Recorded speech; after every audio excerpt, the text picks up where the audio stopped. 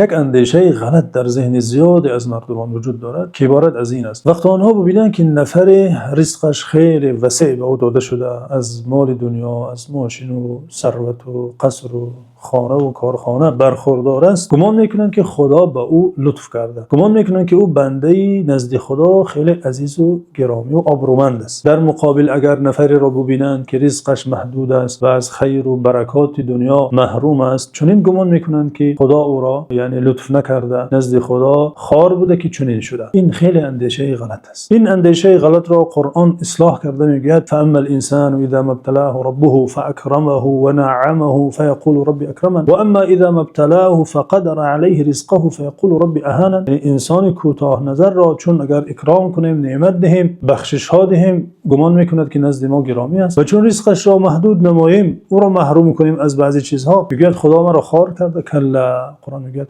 هرگز این گونه نیست. هیچگاه در هیچ صورت دنیا داشتن نشانه عزیز بودن نزد خدا نیست و هیچگاه در هیچ صورت محروم بودن از رزق و روزی دنیا نشانه خوار بودن نزد خداوند نیست. بلکه این دنیا هیچ قیمتی ندارد، بلکه می شود عزیزترین کس نزد خدا از دنیا چیزی نداشته باشد، محروم باشد، و در مقابل می تواند یک نفری خیلی نزد خدا بی ارزش ثروت خیلی زیاد داشته باشد. داشتن و نداشتن دنیا این معیار نیست که مقام مردم را نزد خدا معین سازد.